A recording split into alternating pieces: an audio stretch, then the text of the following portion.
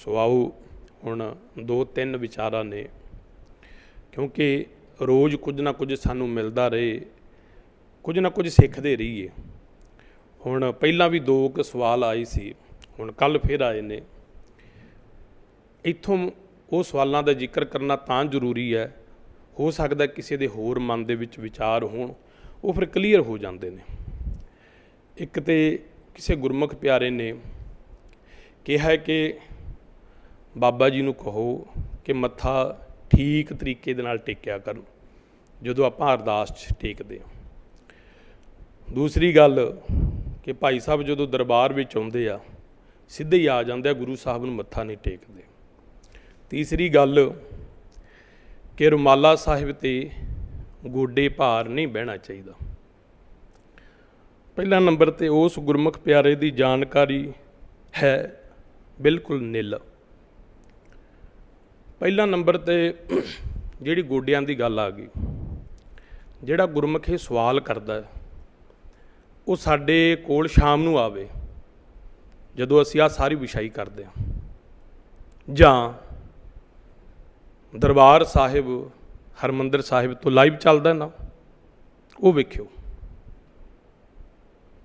भी उत्थे जिहड़े अगे सेवादार ने अगे बैठे आ, विछाई का ख्याल रखते आ, फुल इतिहाद माया आ गई उन्होंने चकते आ, वो किवें चुकते आ।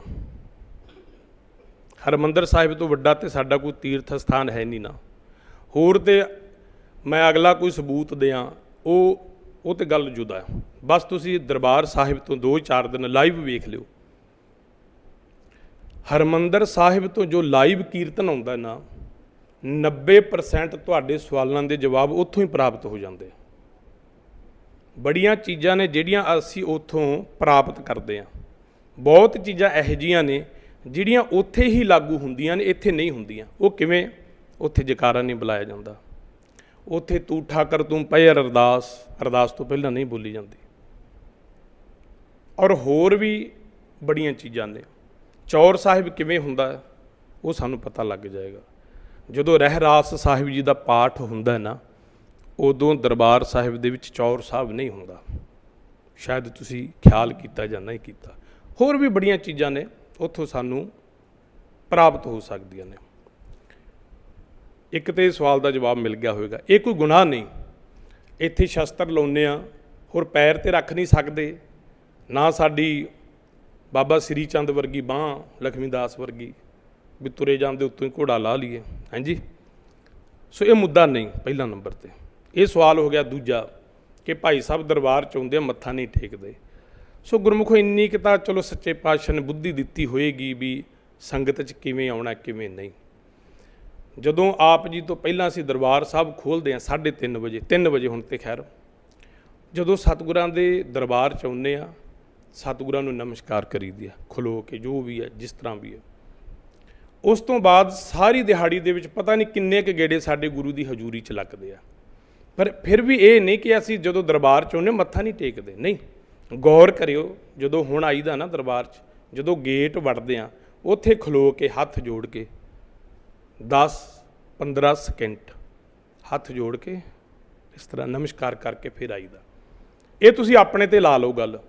हुण तुसीं एक बार दरबार च आ गए हो, मत्था टेक लिया, तुहानूं बाहर जाना पै गया, 2 मिनट बाद आके कि तुसीं फिर इत्थे मत्था टेकोगे? तुसीं उत्थों ही इस तरह नमस्कार करके फिर बह जाओगे। बहुत संगत इदां ही करती है रोज़। ठीक। दूसरा तीसरा, जदों अरदास की समाप्ति हुंदी है, नानक नाम चढ़दी कला तेरे भाणे सरबत दा भला, कहंदे इत्थे बाबा जी दोवें गोडे ला के मत्था टेकिया करन, क्यों मैं किसी की बंदिश च हां? मत्था किवें टेकना चाहिए? कोई कोड ऑफ कंडक्ट गुरमत दे विच नहीं। जे कोई है तो मैनूं प्रमाण दिओ, सिद्ध करिओ। गुरबाणी दे विच की लिखिया?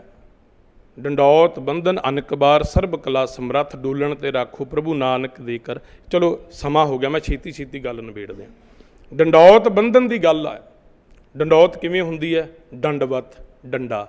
जिवें डंडा सीधा हुंदा ना, कई गुरमुख प्यार वाले सीधे लम्मे पै जाते आके इस तरह सामने हत्थ करके, वो भी मत्था हो सकता, उवें भी ठीक है टेकना। ਕੋਈ 2 ਗੋਡੇ ਲਾ ਕੇ ਟੇਕਦਾ ਉਹ ਵੀ ਠੀਕ ਹੈ। ਕਈ ਅਸ਼ਟਾਂਗ ਨਮਸਕਾਰ ਕਹਿੰਦੇ ਆ। ਹੁਣ ਸ਼ਾਇਦ ਉਹ ਬੰਦੇ ਨੇ ਜਿਹਨੇ ਸਵਾਲ ਕੀਤਾ ਉਹਨੂੰ ਇੱਕ ਗੱਲ ਹੋਰ ਦੱਸਦੇ ਆ, ਜਿਹੜੀ ਅਸ਼ਟਾਂਗ ਨਮਸਕਾਰ ਹੈ ਨਾ, ਇਹ ਧਾਰਮਿਕ ਗ੍ਰੰਥਾਂ ਦੇ ਵਿੱਚ ਆਈ ਹੈ। ਅਸ਼ਟਾਂਗ ਕੀ, ਵੀ ਜਦੋਂ ਮੱਥਾ ਟੇਕਦੇ ਆ 8 ਅੰਗ ਲੱਗਣੇ ਚਾਹੀਦੇ ਆ, ਇੱਦਾਂ ਵੀ ਟੇਕਿਆ ਜਾਂਦਾ ਹੈ। ਹੁਣ ਜਿਹੜਾ ਅਸੀਂ ਟੇਕਦੇ ਹਾਂ ਇਹਨੂੰ ਕਿਹਾ ਜਾਂਦਾ ਵੀਰ ਆਸਣ। ਹੁਣ ਉਹਨੇ ਪਤਾ ਨਹੀਂ ਅੰਮ੍ਰਿਤ ਛਕਿਆ ਕਿ ਨਹੀਂ ਛਕਿਆ, ਜਿਹਨੇ ਛਕਿਆ ਉਹਨੂੰ ਪਤਾ ਹੁੰਦਾ ਹੈ। ਜਦੋਂ ਖਾਲਸਾ ਪੰਥ ਅੰਮ੍ਰਿਤ ਤਿਆਰ ਕਰਦੇ ਨੇ, ਉਹ ਵੀਰ ਆਸਣ ਮੁਦਰਾ 'ਚ ਬਹਿ ਕੇ ਖੰਡੇ ਬਾਟਾ ਜਿਹੜੀ ਮਰਿਆਦਾ ਹੁੰਦੀ ਸਾਰੀ ਨਿਭਾਉਂਦਾ। ਖੱਬਾ ਗੋਡਾ ਲਾ ਕੇ ਨਮਸਕਾਰ ਕਰਦੇ ਆ ਸਿੰਘ, ਸੱਜਾ ਗੋਡਾ ਲਾ ਕੇ। ਇਹ ਜਿਹੜੀ ਨਮਸਕਾਰ ਹੈ ਨਾ, ਇਹ ਸੰਤ ਤੇ ਸਿਪਾਹੀ ਵਾਲੀ ਨਮਸਕਾਰ ਹੈ। ਤੁਸੀਂ ਹਰ ਸਮੇਂ, ਗੁਰੂ ਸਾਹਿਬ ਨੇ ਕਿਉਂ ਕਿਹਾ ਵੀ ਸ੍ਰੀ ਸਾਹਿਬ ਹਰ ਸਮੇਂ ਤੁਹਾਡੇ ਕੋਲ ਰਹਿਣੀ ਚਾਹੀਦੀ ਹੈ। ਤੁਸੀਂ ਹਰ ਸਮੇਂ ਸੁਚੇਤ ਰਹੋ। ਮੱਥਾ ਟੇਕਣ ਲੱਗਿਆਂ ਤੁਹਾਡੀ ਇਹੋ ਜਿਹੀ ਪੋਜੀਸ਼ਨ ਹੋਣੀ ਚਾਹੀਦੀ ਹੈ ਕਿ ਮੱਥਾ ਟੇਕਦਿਆਂ ਤੁਹਾਡੇ ਤੇ ਜੇ ਕੋਈ ਵਾਰ ਵੀ ਕਰ ਜਾਏ, ਇਸ ਪੋਜੀਸ਼ਨ 'ਚ ਹੋਣੇ ਚਾਹੀਦੇ ਆ, ਨਾਲ ਦੇ ਨਾਲ ਸਾਵਧਾਨ ਹੋ ਕੇ ਆਪਣਾ ਬਚਾਅ ਕਰ ਸਕੋ। ਜਿਹੜਾ ਵੀਰ ਆਸਣ ਹੈ, ਇਹ ਇਹੋ ਜਿਹੀ ਮੁਦਰਾ ਹੈ ਵੀ ਇਹਦੇ ਵਿੱਚ ਤੁਸੀਂ ਅਵੇਸਲੇ ਨਹੀਂ ਹੁੰਦੇ, ਤੁਹਾਨੂੰ ਕੋਈ ਉੱਤੋਂ ਆ ਕੇ ਦੱਬ ਲਵੇ, ਕਿਉਂਕਿ ਇੱਕ ਪੈਰ ਤੁਹਾਡਾ ਪੂਰਾ ਵਜ਼ਨਦਾਰ ਹੁੰਦਾ ਸਿੱਧਾ, ਦੂਜਾ ਗੋਡਾ ਥੱਲੇ ਹੁੰਦਾ। ਇੱਕਦਮ ਸਰੀਰ ਦੇ ਪੂਰੇ ਬਲ ਦੇ ਨਾਲ ਤੁਸੀਂ ਉੱਠ ਸਕਦੇ ਹੋ। ਠੀਕ, ਕੋਈ 2 ਹੱਥ ਥੱਲੇ ਲਾ ਕੇ ਨਮਸਕਾਰ ਕਰਦਾ ਉਹ ਵੀ ਪ੍ਰਵਾਨ ਹੈ, ਅਸ਼ਟਾਂਗ ਨਮਸਕਾਰ ਕਰਦਾ ਉਹ ਵੀ ਪ੍ਰਵਾਨ ਹੈ, ਵੀਰ ਆਸਣ ਕੋਈ ਸੱਜਾ ਗੋਡਾ ਲਾ ਕੇ ਕਰਦਾ ਉਹ ਵੀ ਪ੍ਰਵਾਨ ਹੈ, ਖੱਬਾ ਉਹ ਵੀ। ਇਸ ਤੋਂ ਅਗਲੀ ਗੱਲ, ਹੁਣ ਕੋਈ ਆ ਕੇ ਤੇ ਲੰਮਾ ਪੈ ਜੇ, ਮਹਾਰਾਜ ਉਹਦੇ ਲਈ ਇੱਕ ਸ਼ਬਦ ਬੜਾ ਸੋਹਣਾ ਵਰਤਦੇ ਆ, ਸੀਸ ਨਿਵਾਇਆ ਕਿਆ ਥੀਏ ਜਾ ਹਿਰਦੈ ਕਸੁਧੈ ਜਾਏ। ਉਹ ਫਿਰ ਗੁਰਮੁਖ ਹੋ ਜੇ, ਸੀਸ ਨਿਵਾਉਣ ਦਾ ਵੀ ਕੀ ਫਾਇਦਾ ਜੇ ਅੰਦਰ ਸਾਡੇ ਕੋੜ ਹੀ ਭਰਿਆ। ਪਹਿਲਾ ਨੰਬਰ ਤੇ ਮੈਂ ਬੇਨਤੀ ਇਹ ਕਰਦਾ ਹੁੰਦਾ ਸੰਗਤ ਨੂੰ, ਜਿਹੜਾ ਵੀ ਤੁਹਾਡਾ ਸਵਾਲ ਹੈ ਨਾ, ਸਾਨੂੰ ਆ ਕੇ ਪੁੱਛੋ। ਹੁੰਦਾ ਉਲਟਾ ਹੈ, ਜਿਹੜੀ ਤੇ ਪ੍ਰਬੰਧਕ ਕਮੇਟੀ ਦੀ ਗੱਲ ਹੁੰਦੀ ਹੈ ਉਹ ਸਾਡੇ ਨਾਲ ਕਰਦੇ ਆ ਜੀ, ਪ੍ਰਬੰਧਕ ਇੱਦਾਂ ਕਰਦੇ ਆ, ਪ੍ਰਬੰਧਕ ਐਂ ਕਰਦੇ ਆ, ਵੀ ਭਾਈ ਅਗਲੇ ਦੇ ਮੱਥੇ ਵੱਜੋ। ਜਿਹੜਾ ਤੇ ਮੈਨੇਜਮੈਂਟ ਦਾ ਕੋਈ ਕੰਮ ਆ, ਇਹ ਤੇ ਪ੍ਰਬੰਧਕ ਸਾਡੀ ਬੜੇ ਵਧੀਆ ਨੇ, ਕੋਈ ਵਡਿਆਈ ਨਹੀਂ ਹੈਗੀ, ਬੜਾ ਵਧੀਆ ਇੰਤਜ਼ਾਮ ਇਹਨਾਂ ਦਾ, ਬੜੀ ਸੋਹਣੀ ਐਡਜਸਟਮੈਂਟ ਕਰਦੇ ਆ। ਜਿਹੜੀ ਸਾਡੀ ਗੱਲ ਆ ਉਹ ਪ੍ਰਬੰਧਕਾਂ ਨੂੰ ਕਹਿ ਦਿੰਦੇ ਆ। ਸੋ ਭਾਈ ਨਾ ਛੇੜਿਆ ਕਰੋ। ਮੈਂ ਤੇ ਬੇਨਤੀ ਕਰਦਾ, ਤੁਹਾਡੇ ਮਨ 'ਚ ਕੋਈ ਵੀ ਸਵਾਲ ਹੈ ਨਾ, ਬਾਅਦ ਦੇ ਵਿੱਚ ਦਾਸ ਨਾਲ ਡਿਸਕਸ ਕਰੋ। ਜਿਹੜੀ ਮਰਿਆਦਾ ਦੀ, ਗੁਰਬਾਣੀ ਦੀ, ਇਤਿਹਾਸ ਦੀ ਗੱਲ ਹੈ ਉਹ ਸਾਡੇ ਨਾਲ ਵਿਚਾਰ ਕਰੋ। ਜਿਹੜੀ ਪ੍ਰਬੰਧਕੀ ਗੱਲ ਹੈ ਕਿ ਇੱਥੇ ਆਹ ਹੋਣਾ ਚਾਹੀਦਾ, ਆਹ ਨਹੀਂ ਹੋਇਆ ਇੱਦਾਂ, ਉਹ ਤੁਸੀਂ ਪ੍ਰਬੰਧਕ ਕਮੇਟੀ ਨਾਲ ਕਰੋ। ਹੁਣ ਦੇਗ ਦੀ ਗੱਲ ਹੈ, ਇਹ ਭਾਈ ਕੋਈ ਨਾ ਤੇ ਬੰਗਾਲੀਆਂ ਦਾ ਢਾਬਾ ਹੈ ਨਾ ਛਿੰਦੀ ਦਾ ਢਾਬਾ ਹੈ ਵੀ ਮਿਰਚ ਘੱਟ ਪੈ ਗਈ ਵੱਧ ਪੈ ਗਈ। ਹੁਣ ਅਸੀਂ ਤਾਂ ਲੋਕਾਂ ਦੇ ਸਵਾਦ ਪੂਰੇ ਕਰਦੇ ਰਹਾਂਗੇ। ਕਈ ਸੰਗਤ ਕਹਿੰਦੀ ਦੀ ਦੇਗ ਚਿੱਟੀ ਰੱਖ ਲਿਆ ਕਰੋ, ਲੈ ਦੱਸ, ਕੋਈ ਕਹਿ ਦਿੰਦਾ ਜੀ ਪਕਾਇਆ ਕਰੋ। ਹੁਣ ਭਈ ਅਸੀਂ ਦੱਸੋ ਕੀ ਕਰੀਏ? ਜੇ ਤੇ ਦੇਗ ਚਿੱਟੀ ਰੱਖ ਲੈਂਦੇ ਆ, ਫਿਰ ਦੂਜੇ ਕਹਿੰਦੇ ਕੱਚੀ ਰਹਿ ਗਈ। ਜੇ ਸਹੀ ਤਰੀਕੇ ਨਾਲ ਬਣਾਉਂਦੇ ਆ, ਪਾਣੀ ਘੱਟ ਪੈ ਗਿਆ, ਵੀ ਕਿਤੇ ਆਪਣੇ ਘਰ ਵਾਲੀ ਨੂੰ ਜਾ ਕੇ ਕਹੀਂ ਅੱਜ ਲੂਣ ਘੱਟ ਹੈ। ਸੋ ਇੱਦਾਂ ਨਾ ਕਰਿਆ ਕਰੋ, ਨਾ ਕਰਿਆ ਕਰੋ। ਮੈਂ ਤੇ ਆਪ ਜੀਆਂ ਦੇ ਦਰਸ਼ਨ ਕਰਕੇ ਇੰਨਾ ਖੁਸ਼ੀ ਹੁੰਦਾ ਵੀ ਮੈਂ ਇਹ ਮੁੱਦੇ ਛੇੜਦਾ ਹੀ ਨਹੀਂ। ਬੇਅੰਤ ਮੁੱਦੇ ਨੇ ਜਿਨ੍ਹਾਂ 'ਤੇ ਅਸੀਂ ਘੰਟਾ ਬੋਲ ਸਕਦੇ ਹਾਂ। ਸੋ ਮਾਫ ਕਰਿਓ, ਅੱਜ ਤੁਹਾਡੇ 2 ਮਿੰਟ ਲਏ ਨੇ। ਸੰਗਤ ਦੇ ਚਰਨਾਂ 'ਚ ਨਮਸਕਾਰ ਹੈ। ਕੁਛ 1-2 ਬੰਦੇ ਹੀ ਹੁੰਦੇ ਆ, ਕਣਕ ਦੇ ਵਿੱਚ ਕਾਲੰਗਿਆਰੀ ਸਾਰੀ ਨਹੀਂ ਹੁੰਦੀ, ਇੱਕ ਅੱਧੀ ਕੋਈ ਹੁੰਦੀ ਹੈ, ਪਰ ਉਹ ਇੱਕ ਅੱਧੀ ਹੀ ਕਈ ਵਾਰੀ ਸਾਰੀ ਫਸਲ ਨੂੰ ਬਿਮਾਰੀ ਲਾ ਦਿੰਦੀ ਹੈ। ਬੇਨਤੀ ਹੈ, ਕੋਈ ਵੀ ਸਵਾਲ ਹੁੰਦਾ ਬੇਝਿਜਕ ਆ ਕੇ ਵਿਚਾਰ ਕਰੋ। ਜਿੱਥੇ ਸਾਡੇ 'ਚ ਗਲਤੀ ਹੋਏਗੀ ਅਸੀਂ ਹੱਥ ਬੰਨ੍ਹ ਕੇ ਮਾਫੀ ਮੰਗਾਂਗੇ, ਅੱਗੋਂ ਸੁਧਾਰ ਕਰਾਂਗੇ। ਸਿੱਖ ਦਾ ਕੰਮ ਹੀ ਸਾਰੀ ਉਮਰ ਸਿੱਖਣਾ। ਬਹੁਤ ਗੱਲਾਂ ਇਹੋ ਜਿਹੀਆਂ ਨੇ ਗੁਰੂ ਦੀ ਹਜ਼ੂਰੀ ਦੇ ਵਿੱਚ, ਇੱਥੇ ਘੱਟ ਤੋਂ ਘੱਟ 50 ਮੁੱਦੇ ਇਹੋ ਜਿਹੇ ਆ, ਜੇ ਮੈਂ ਵਿਚਾਰ ਕਰਾਂ ਉਹਦੇ 'ਤੇ ਅਸੀਂ ਪੂਰੇ ਨਹੀਂ ਉਤਰ ਸਕਦੇ। ਹੁਣ ਕੁਰਸੀਆਂ ਲੱਗੀਆਂ ਨੇ, ਇਹ ਗੁਰਮਤ ਆ? ਇੱਥੇ ਕੋਈ ਆ ਕੇ ਗੱਦੀ 'ਤੇ ਬਹਿ ਜੇ ਨਾ, ਅਸੀਂ ਕਹਾਂਗੇ ਓਏ ਜੀ ਆਸਣ ਲਾ ਲਿਆ, ਗੱਦੀ ਲਾ ਲਈ, ਫਲਾਣਾ ਟਮਕਾਣਾ। ਸਾਡੇ ਨਾਲ ਹੋਈ ਇੱਕ ਦਿਨ ਆਨੰਦ ਕਾਰਜ 'ਤੇ ਕਿਸੇ ਨੇ ਆਖਤਾ ਜੀ ਅੱਗੇ ਗੱਦਾ ਰੱਖ ਲਈਏ। ਹੁਣ ਅਸੀਂ ਧਰਮੀ ਲੋਕ ਹੁੰਦੇ ਹਾਂ ਨਾ, ਸਭ ਤੋਂ ਵੱਧ ਗਲਤੀਆਂ ਅਸੀਂ ਕਰਦੇ ਹਾਂ। ਸਾਡੀ ਧੌਣ 'ਚ ਕਿੱਲਾ ਹੁੰਦਾ, 2 ਕਿਤਾਬਾਂ ਪੜ੍ਹ ਕੇ ਅਸੀਂ ਕਹਿੰਦੇ ਹਾਂ ਵੀ ਸਾਡੇ ਵਰਗਾ ਕੋਈ ਗਿਆਨੀ ਨਹੀਂ। ਇਹੋ ਜਿਹੀ ਪਤੇ ਦੀ ਗੱਲ ਕੀਤੀ ਉਹਨੇ।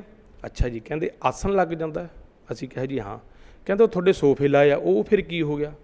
ਸਾਨੂੰ ਕੋਈ ਜਵਾਬ ਨਹੀਂ ਆਇਆ। ਸੋ ਗੁਰਮੁਖੋ, ਕਈ ਵਾਰੀ ਅਸੀਂ ਆਪਣੀ ਸਹੂਲਤ ਦੇ ਲਈ ਕੁਝ ਨਾ ਕੁਝ, ਹੁਣ ਦਾੜੀ ਹੈ, ਗੁਰਮੁਖੋ ਬੜਾ ਕੁਛ ਹੈ, ਸਮਾਂ ਨਹੀਂ ਹੁੰਦਾ, ਸਮਾਂ ਤੇ ਮਸਾਂ ਕਥਾ ਦਾ ਹੁੰਦਾ ਆਪਣੇ ਕੋਲੇ। ਹੁਣ ਦਾੜੀ ਖੁੱਲੀ ਰੱਖਣ ਦਾ ਹੁਕਮ ਹੈ। ਵਿਦਵਾਨ ਪਤਾ ਕੀ ਕਹਿੰਦਾ, ਮੁੰਨੀ ਤੇ ਤੁੰਨੀ ਇੱਕੋ ਬਰਾਬਰ ਹੈ। ਹੁਣ ਇਹ ਦਾੜੀ ਬੰਨਣ ਦਾ ਕਦੋਂ ਤੋਂ ਪ੍ਰਚਲਨ ਸ਼ੁਰੂ ਹੋਇਆ? ਜਦੋਂ ਵਰਲਡ ਵਾਰ ਚੱਲੀ ਨਾ, ਆਪਣੇ ਸਿੱਖਾਂ ਨੂੰ ਜਿਹੜੇ ਗੋਰੇ ਸੀ ਜੰਗ ਦੇ ਵਿੱਚ ਲੈ ਕੇ ਗਏ ਸਿੰਗਾਪੁਰ ਜਾਂ ਬਾਹਰਲੀਆਂ ਮੁਲਕਾਂ ਦੇ ਵਿੱਚ, ਉਹ ਕਹਿੰਦੇ ਭਾਈ ਤੁਸੀਂ ਦਾੜੀ ਖੁੱਲੀ ਨਹੀਂ ਰੱਖਣੀ, ਦਾੜੀ ਬੰਨ੍ਹ ਕੇ ਰੱਖੋ। ਸਿੱਖ ਕਹਿੰਦੇ ਵੀ ਨਹੀਂ, ਸਾਡੇ ਧਰਮ ਦੇ ਵਿੱਚ ਦਾੜੀ ਖੁੱਲੀ ਰੱਖਣਾ ਹੀ ਮਰਿਆਦਾ ਹੈ। ਉਹ ਗੱਲ ਫਿਰ ਅਕਾਲ ਤਖਤ ਸਾਹਿਬ ਤੇ ਗਈ। ਉੱਥੋਂ ਦੇ ਜਿਹੜੇ ਮੌਜੂਦਾ ਜਥੇਦਾਰ ਸੀ, ਸਾਰੀ ਸੰਗਤ ਨੇ ਵਿਚਾਰ ਕਰਕੇ ਇਹ ਫਰਮਾਨ ਜਾਰੀ ਕੀਤਾ ਕਿ ਭਾਈ ਜੇ ਅਤ ਜ਼ਰੂਰੀ ਹੋਵੇ, ਅਤ ਜ਼ਰੂਰੀ ਜਿਹਦੇ ਨਾਲ ਤੁਹਾਡੇ ਤੇ ਤੁਹਾਡੀ ਸਿਹਤ ਤੇ ਕੋਈ ਨੁਕਸਾਨ ਹੋਵੇ, ਮੰਨ ਲਓ ਜੰਗ ਯੁੱਧ 'ਚ ਗਏ ਆ, ਦਾੜੀ ਕਿਤੇ ਫਸ ਸਕਦੀ ਹੈ ਤੁਹਾਡੇ ਰੱਖਿਆ ਦੇ ਲਈ, ਫਿਰ ਇਹੋ ਜਿਹੇ ਹਾਲਾਤਾਂ ਦੇ ਵਿੱਚ ਤੁਸੀਂ ਦਾੜੀ ਬੰਨ੍ਹ ਸਕਦੇ ਹੋ, ਮਨਾਹੀ ਨਹੀਂ। ਆਪਾਂ ਕਦੇ ਇਹ 'ਤੇ ਗੱਲ ਹੀ ਨਹੀਂ ਕਰਦੇ, ਪਰ ਗੁਰੂ ਦੀ ਹਜ਼ੂਰੀ ਵਿੱਚ ਆਉਣ ਲੱਗਿਆ ਸਿੱਖ ਦਾ ਦਾੜਾ ਪ੍ਰਕਾਸ਼ ਹੋਣਾ ਚਾਹੀਦਾ, ਇਹ ਵੀ ਨਾਲ ਹੈ। ਪਰ ਚਲੋ ਕਈ ਗੁਰਮੁਖ ਜਿਨ੍ਹਾਂ ਨੇ ਇੱਥੋਂ ਸਿੱਧਾ ਆਪਣੇ ਕੰਮ ਤੇ ਜਾਣਾ ਹੈ, ਬੰਨ੍ਹ ਸਕਦੇ ਆ, ਕੋਈ ਮੁੱਦਾ ਨਹੀਂ। ਜਦੋਂ ਤੁਹਾਨੂੰ ਪਤਾ ਲੱਗ ਜਾਏ ਨਾ, ਪੜ੍ਹੋ, ਫਿਰ ਬੇਨਤੀਆਂ ਕਰੀਦਾ ਪੜ੍ਹਿਆ ਕਰੋ ਭਾਈ, ਤੁਹਾਡੇ ਸਵਾਲਾਂ ਦੇ ਜਵਾਬ ਤੁਹਾਨੂੰ ਮਿਲੀ ਜਾਣਗੇ।